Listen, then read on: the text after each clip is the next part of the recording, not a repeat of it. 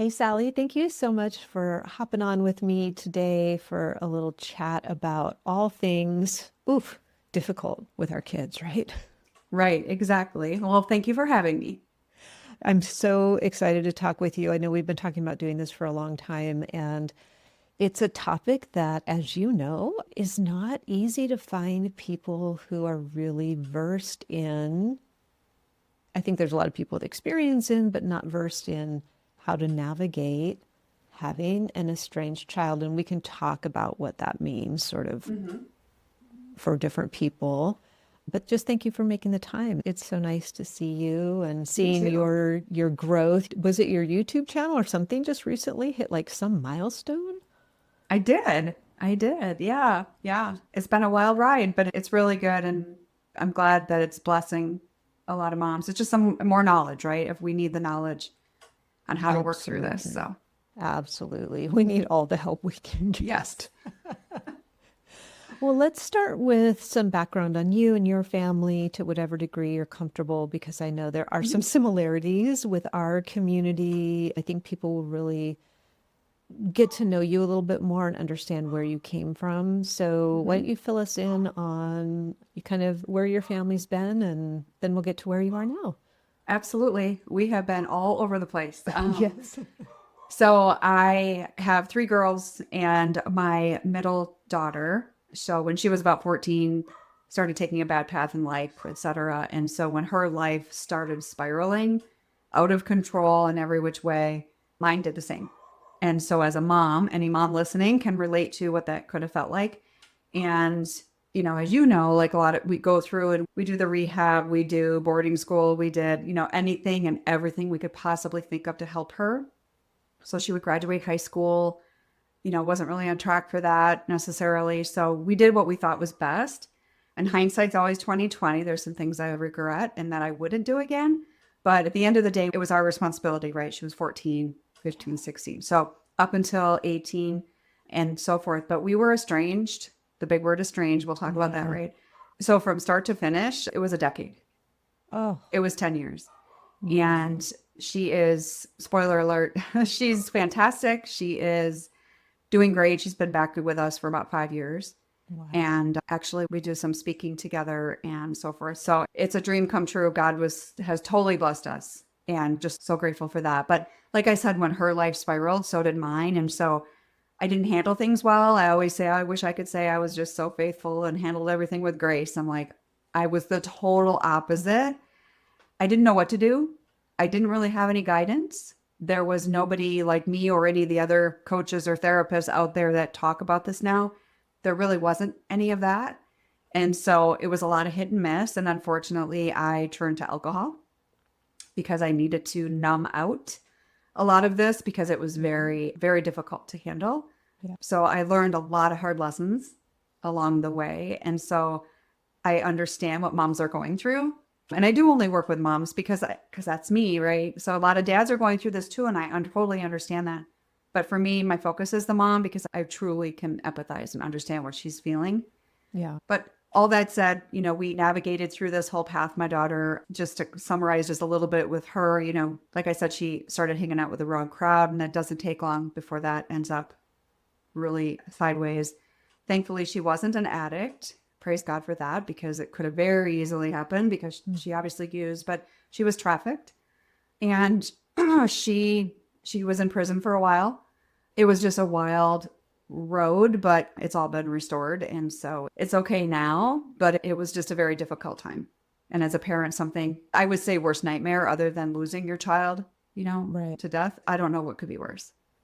I don't either. And there's so many different roads I want to go down on that, on your synopsis there. The first is let's go back to your coping mechanism, which was drinking, Mhm. because I think that doesn't get talked about enough in the world where we have kids struggling, no matter what it's from, right? If it's mental Mhm. health, if it's substances, if it's, knowing that your child is being trafficked. And I know several moms in particular who have come across that. And Mhm. how in the world do you cope with that?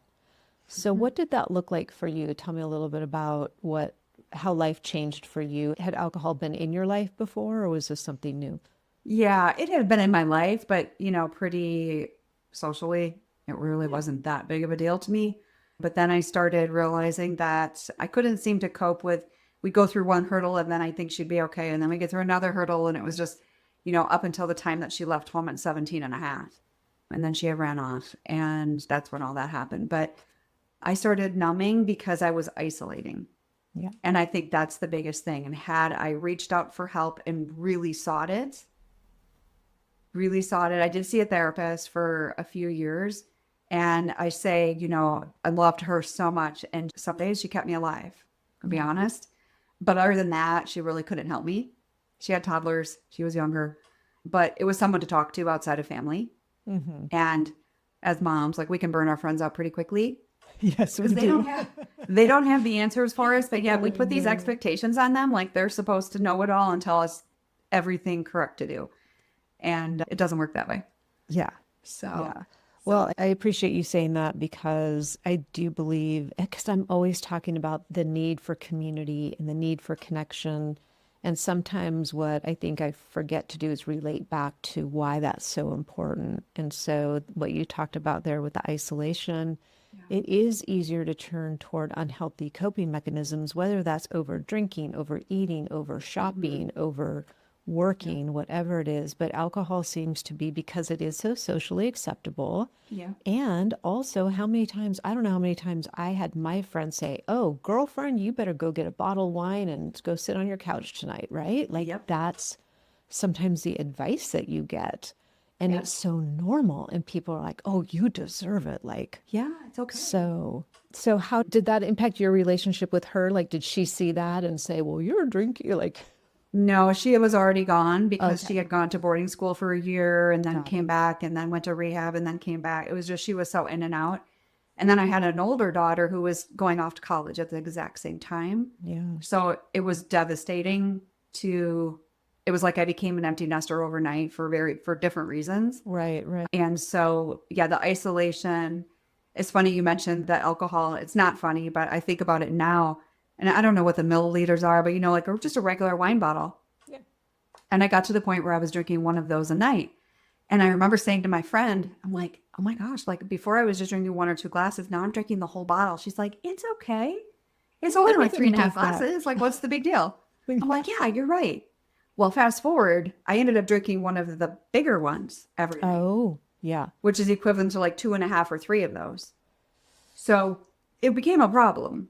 I Yeah. was very functioning, went to work every day, all of that good stuff. But yeah, the isolation creeps in. I sat there, honestly, the best way I can describe it is, especially because my daughter was in trouble with the law and I wasn't trying to rescue her from consequences. I wanted to keep her alive.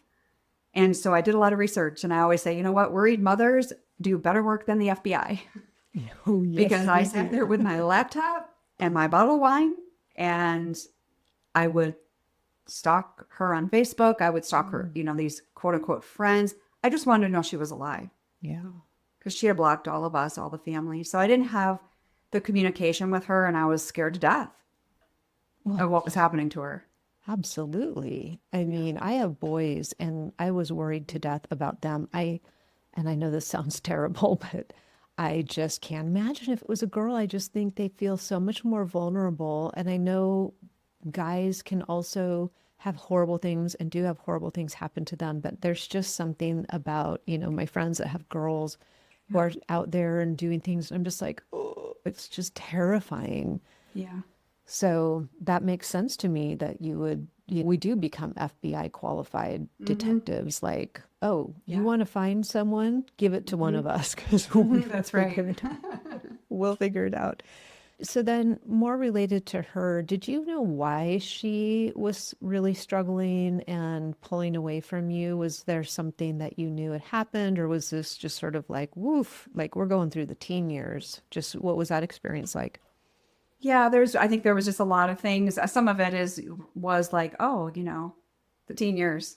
This one decides to take this path, the other one takes this path. My ex-husband had signed his rights off to them when they were 8 and 10, my two biological girls, and my husband adopted them. and they have a great relationship with him. But there's something to be said also, and I'm not saying this is all of it, but this was a piece of it that I identified a long time ago. And it's a fact, and she admits that now. But after she was able to work through all of that, but there's a hole in your heart that, like when I got divorced, I thought I can be mom and dad. I could be mom and dad. I can do this. I'm a single mom for 6 years. Like, I got this. Yeah. And that's great when they're little, but they still need that biological parent. We're wired that way. Mm-hmm.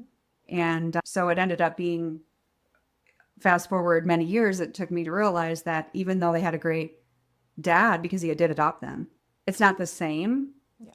It doesn't lessen anything from my husband, but it's, only the Lord can fill that.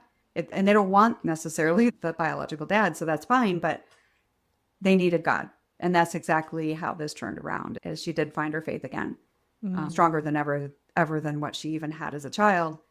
It was just really turned her life around. Wow. Which Yeah, is quite the the story. parent thing. I think because divorce is so common now that we underestimate the impact of what happens. Because I know for my son, our divorce was a major source of his struggle. And man, I think it's one of those things that is so hard because do you stay together and have your kids see an unhappy relationship? Do Right. you divorce and then they have to deal with the family falling apart? I mean, it's just an Yeah. agonizing decision. Yeah. Nobody But wins in I that. think It's the horrible. kids, yeah, it just implodes them to some degree, right? And Hmm. no matter what we do, like, how do we fill that hole Right. that they're feeling? It's just so devastating for them. And interestingly enough, actually, because I do coaching, I would say, I mean, I don't have a hard number, but truthfully, I would say at least probably 60 to 75% of the moms that I work with, their child has father wounds. Whether dad died, dad wasn't present, or maybe dad wasn't present, but he wasn't really emotionally there. Doesn't matter what the reason is. If there's a void there, that child acts out. It's so interesting. So interesting. Mhm. Oof. Well, note to self, make sure and keep all of those. I mean, I am a divorced and then remarried as well, and navigating that whole thing it's a lot. It's a whole lot. That's a whole nother podcast, but yeah. So she moves off at 17 and a half and does she just shut you out at that point and you have no contact? Very little, yeah, yeah. But because there was a lot of things that happened and with the law that she blocked us and so forth. But we did have contact periodically. We then moved actually to a different state. Oh, I think she was about 19 at that point when we moved. We had the opportunity to move, and I was like, let's go. I gotta get out of here.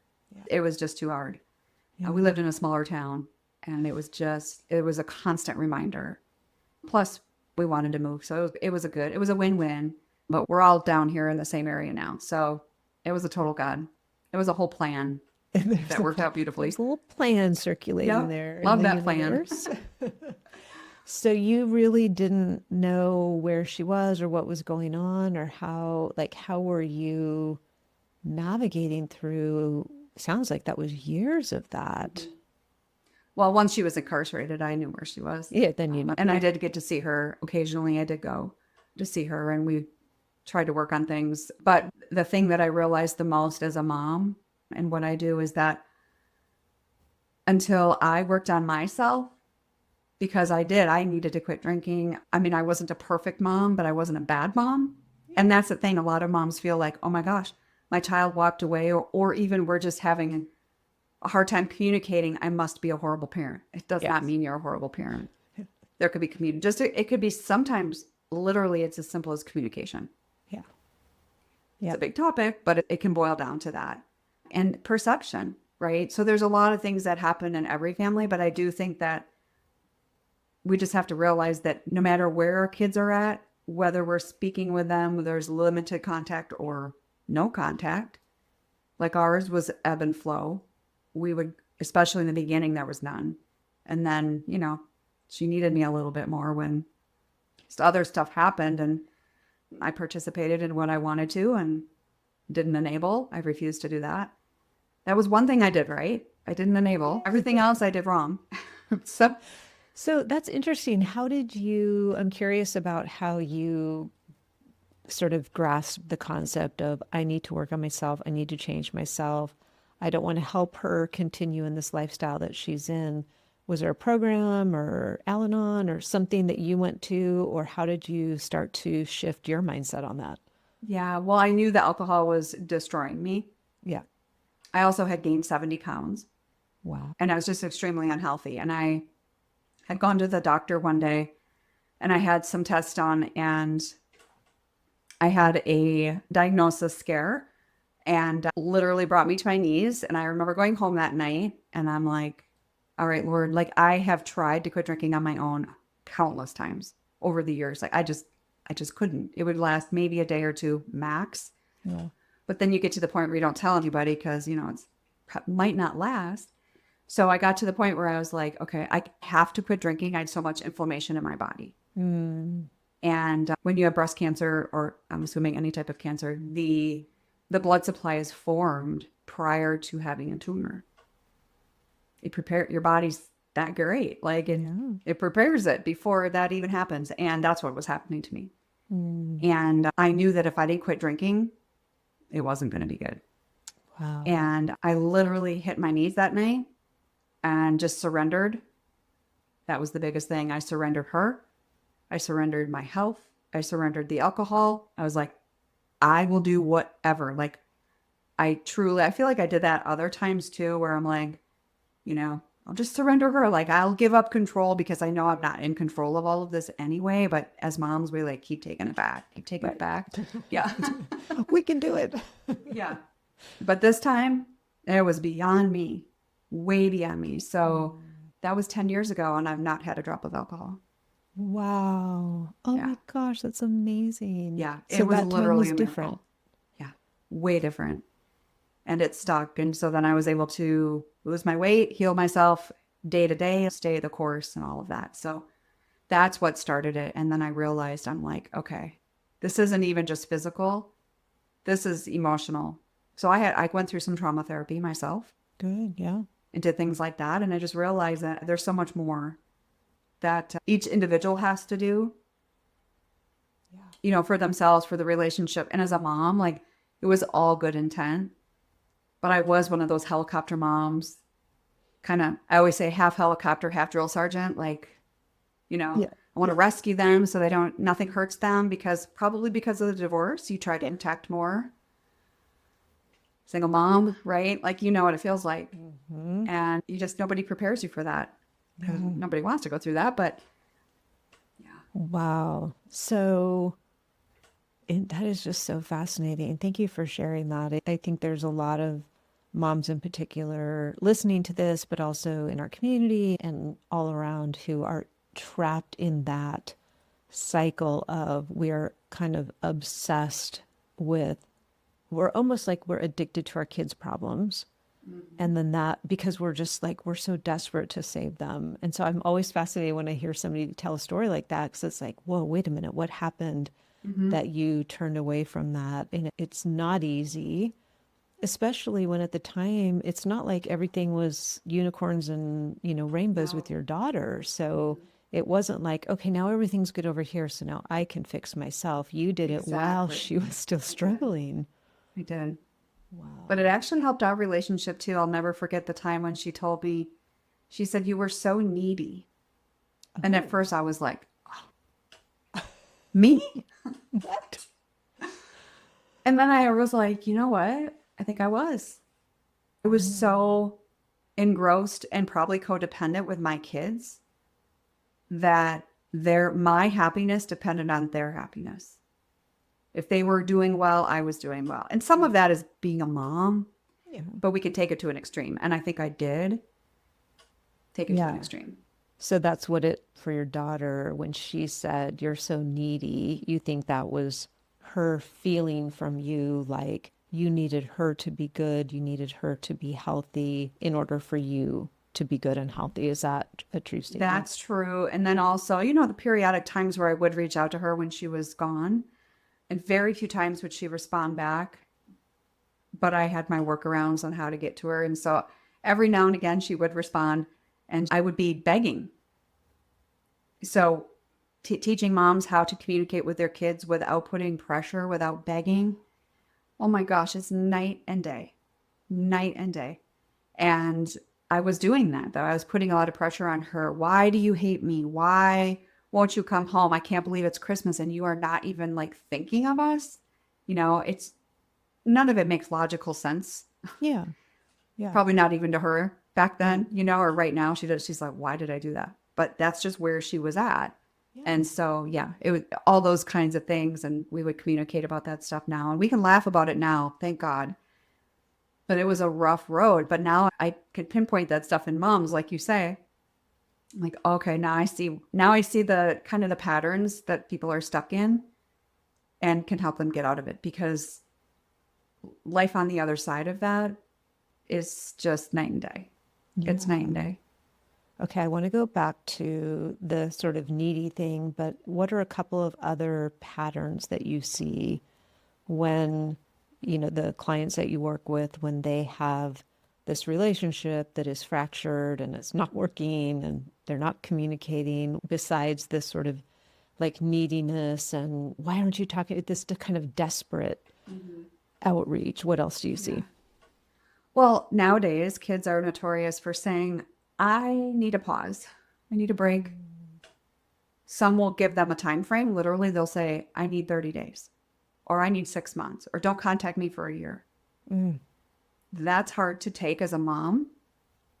But what I love is when I am able to work with people right away before they make all these other mistakes. So one mistake that they'll make is not honoring that. And all they're doing is pushing them away further, because you have to keep in mind that we're talking about adult kids, not 15-year-olds, Right. 16-year-old. These kids are out on their own. They're doing their own thing, good, bad, or indifferent, Right. whatever they're doing. And honestly, a lot of these kids are not necessarily living a bad life. Many are very successful, and they get to the point where they realize, I can't trust my mom. I can't communicate with my mom. My mom doesn't listen. That's the other one. Mom does not hear me. So I always say we need to seek to understand, because their perception of some things might be completely different than yours. And that's okay. You're not going to change someone's perception, and I wouldn't even try. Not going to happen. No. Not going to happen. We all remember things differently. Yes, exactly. Exactly. And, even if you're trying to change somebody's beliefs, which I don't even know if it's worth the effort, you have to have a rock solid relationship before you're going to be able to do that, right? Like you have to be in a place where you totally trust each other, respect each other. You have a very healthy relationship. And then maybe you can say, well, would you be willing to listen to this? Or would you be willing to consider?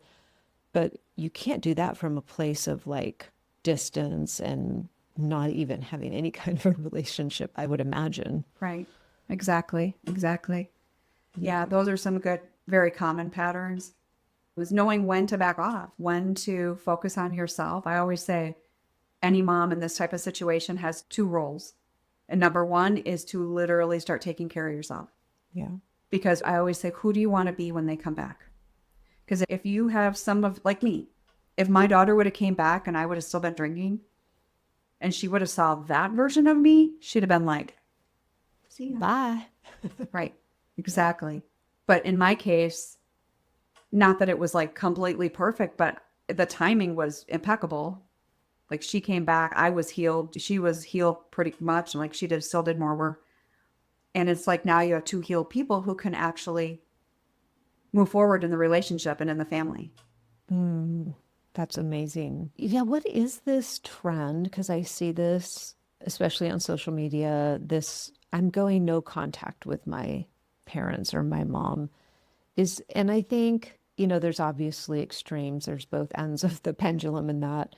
And I think in some cases that's probably pretty healthy, because I know there's a lot of very unhealthy relationships, and maybe that young person is protecting themselves and their family and their sanity.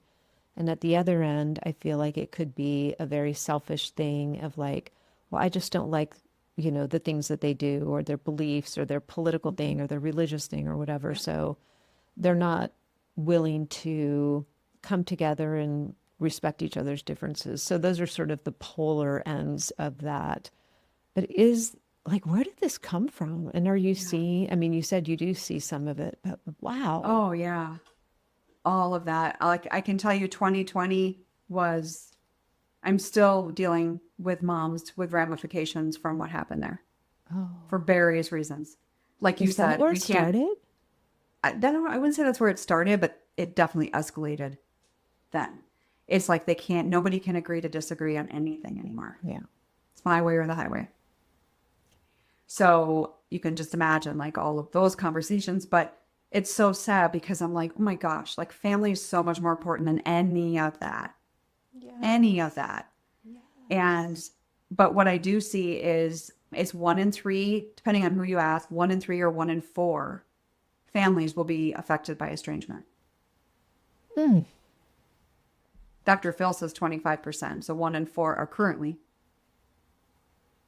So a lot of that is, like I mentioned, some of the most recent in the most recent years, but I believe it is social media, especially TikTok, probably even more than Instagram, but TikTok for sure. I don't But have our kid TikTok, Reddit, so I yeah, I haven't seen anything there, but I'm there's on a lot of Instagram. yeah, hashtag toxic parents, hashtag Oh, toxic parenting. So basically, these other affiliations and just people in general, adult kids who maybe were wronged by their parents, but rather than just moving forward with their own life, they kind of set out on this path. And there's mothers that do this too. I've seen some that play the victim so much and just completely smear their kids mm, online. But as far as the kid perspective, it is more of the lines of the hashtag toxic parenting because my parents, my mom or dad or everybody doesn't either agree with me. The perception is different. They refuse to see that. But honestly, what I think a lot of it is because a lot of the cases that I see where I'm able to help these people, the mom and the child come back pretty quickly is the communication gap. But it's also in those cases, these particular kids are not chasing those hashtags, chasing the trend, because that's what it is for yeah. these young kids. They feel like their parents are emotionally unavailable. And rather than dealing with the drama in the family, and some of it, like you said, there's legitimate reasons. And I see a lot of that and I understand and I don't blame them. But the average family, that there was no abuse or anything like that, this is all misunderstandings or perceptions, that kind of thing. It's more along the lines of, yeah, I don't really want to deal with that right now. So I always say, they just put mom up on the shelf. I'll deal with her later. Mm, Meanwhile, mom's over here being told I have a pause and I can't talk to them for a year. And if I do, boy, they come down. They come down hard at mom, yeah. Wow. unbelievably so. So it's no two families are the same. There really is so many unique differences in how that Yeah. all happens. But it's sad. It is an epidemic. It is so sad. And what I kind of think about is in the case where either sort of the kids are like, I want this 6 month pause or a 1 year pause or whatever it is. I can't even really wrap my head around that. Like, I can't. I'm trying to imagine doing that with my parents, and I just can't imagine that. But okay, so let's say we do that, and then how devastating that would be to a parent. But it also, hopefully, they find someone like you to say, okay, let's take this time, let's take this pause and make the best of it that we Mm-hmm. can. Mm-hmm. Do you see sometimes moms, because you work with moms, and I know dads do this too, but I'm just saying mom because that's who you work with, sort of not being willing to lay down their ego, or sometimes, as moms, we have this martyr syndrome where it's like, like, oh, this is all on me and this must all be my fault when maybe legitimately, I know a lot of young people, we deal with substance use. A lot of people in early recovery, they will say, I need a year to just focus on my recovery. Now, that's Mm-hmm. specific to a Yeah. substance use issue, but do you see sort of the ego getting in the way, or there's this martyr syndrome of like, oh, I can't believe this? Is that a thing? Oh, it is so a thing. I don't work with those moms though because I can't help them. They're not willing to say, okay, let me try these things that you're sharing with me. They're pretty much on one side. By the time they come to me, they've already decided what side of the fence they're on. Yeah. And I don't get too many like that because they aren't going to waste the time to talk to me. Yeah. Right. Yeah. So usually it is the mom led, you know what? I don't know what happened. Some of them know, some of them don't know. But like if I don't know what happened, but I know that I need to work on me and I want to be better for her or him when they come back. And I want to be better for the relationship. And I call that a path to authentic connection. Mm, Because I always say, okay, this is bad enough that this happened, but this cannot happen again.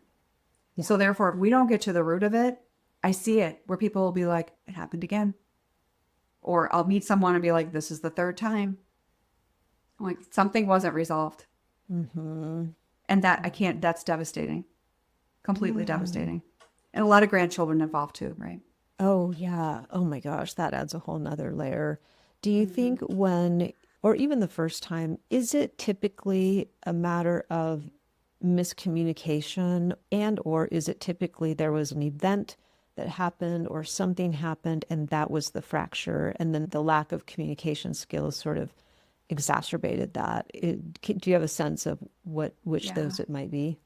I think a lot of times there is an event, but almost always that event, it wasn't that event. It's kind of like it was never the cookie. Whenever, the stories about the cookies, like it really wasn't about the cookie.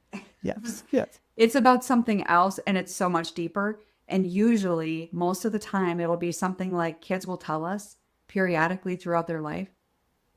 And a lot of times we don't listen. Mm. And not because don't love them, but you're raising kids, you're working, you're doing all the things. And they might have been trying to express something and we didn't hear it, we didn't catch it. And then finally they crack and they're like, I told you, you never hear me. You never listen to me. So then they're like, I'm done. So that's just one example, but Yeah, no, I could see that. And I think sometimes that's because we don't want to see, right? We don't want to see what they're trying to tell us. And maybe as they're growing up and they're younger, they don't have the words or they don't have the ability to say, look at me. I mean, this is what I hear from every therapist that I ever talk to about why kids, get in trouble or do these things. And they say, because parents don't allow them to be who they really are is one of the biggest reasons. And so I can see how that would be like, come on, mom, I'm 20 years old. And you know what I mean? I can see how that would just get to the point of like, I'm done or I need a break. I can see that. yeah, there's that side of it. And then there's also a lot of entitlement and a lot of people enable their kids and give them everything under the sun. And then when it's time to cut that off, when mom's like, I can't do it anymore. And then I'm like, well, you've trained them. They don't understand now. All of a sudden you're cutting them off. So there's that. There's so many different scenarios and situations, and they're all so difficult. But if you're willing to stay the course, which I don't know what is it? Right. I take that back. I do have some moms that, for their own sanity, they're like, I don't know. How long am I supposed to hold out the hope? Yeah. Always.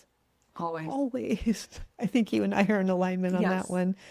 Like you have to, and it's not easy because a lot of times there is not evidence for hope if you're only looking at them, right? If you're only looking at your child, you might not see evidence for hope, which is why we have to sort of be part of a community, have our spiritual practices, have our own self-care practices, Right.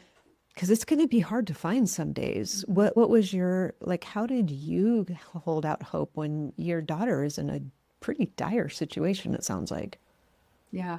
I didn't do real well there for a while, but once I started turning it around, I started literally, like I said, we moved to a different state. And I remember looking at my dining room table one day, and, she had never been here, obviously, before. And I remember thinking, she's going to be here one day.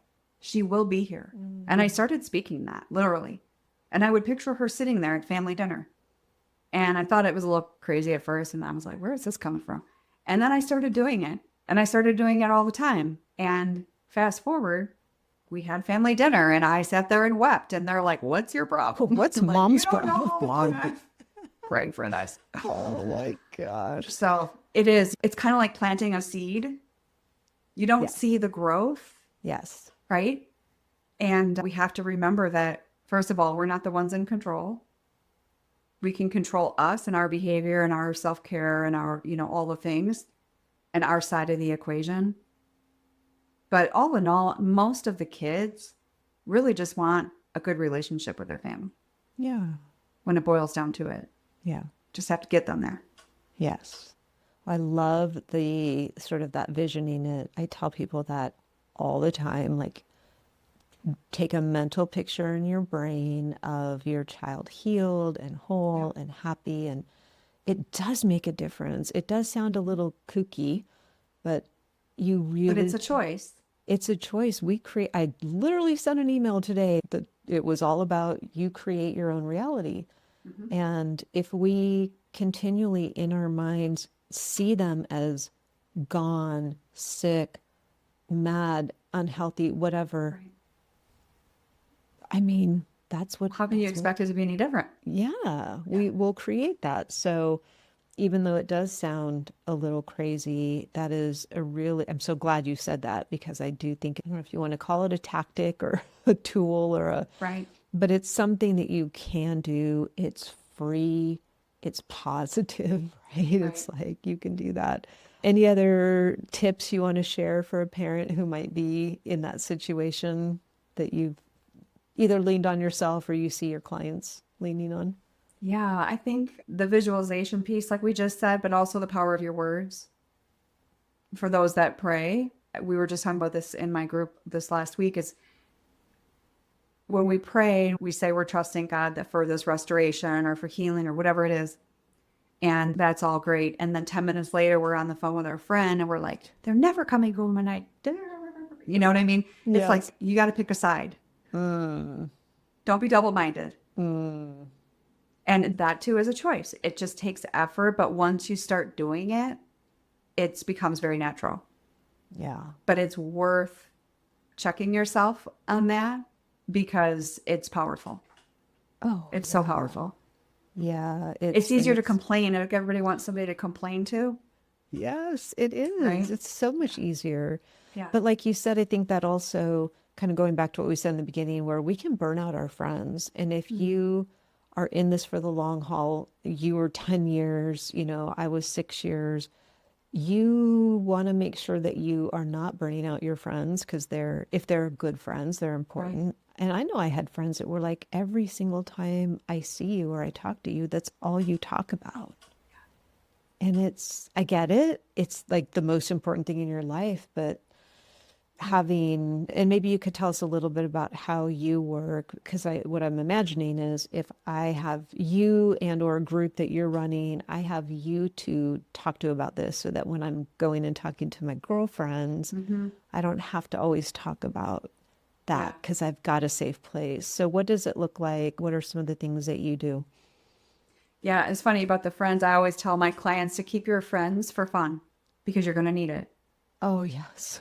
I lost several friends. But I don't have, you know what I mean? Like the relationships aren't the same because I did burn them out. Yeah. And I feel horrible for that, but I was so hyper focused. And, I'm still friends with them. But for that time period, it just wasn't the same, you Yeah. know? Yeah. And I understand. I understand.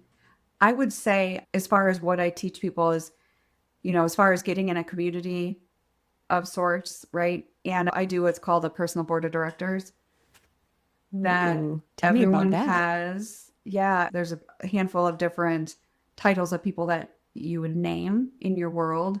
One's a mentor, like a spiritual guide. Who's your health person, your health coach? Like who's your Mm-hmm. go-to for health and wellness, for example? Like, is it your massage therapist? Is it your chiropractor? Like, who's your people that you think of as soon as you're like, okay, I'm struggling right now. Who do I need to contact? Yeah. So if it's physical, like, who are you going to Love call? that. So there's a myriad of those, but that is something that, and usually your friends are not on that list. And sometimes your spouse is not on that list. Mm-hmm. And that's okay because you guys are going to probably be on different pages. Mm. Same goal, but different Yeah. pages. Yeah. Oh, that's something we didn't even get into. That's another podcast too, relationship with the spouse. And yeah, that can get complicated. Okay, I love the personal board of directors. That is genius. I think everybody needs that, but especially if you're in this situation where things are sideways. So, oh Right. my gosh, thank you so much for this. This is so helpful. I know so many moms are going to be going to the show. So go to the show notes because you're going to be able to get a link to Sally's group, to her website, so that you can, and YouTube, you're huge on YouTube. So I want to make sure people find that because it is really, it's like having a kiddo who's struggling with substances. Until you have experienced it, you can't Right. understand it. And so Right. you're somebody who understands that pain and the loss and the grief and all the things that you go through with that. Right. So we Right. so appreciate your work and thank you so much for being here. Well, thank you. Thank you, Brenda. Thank you for having me.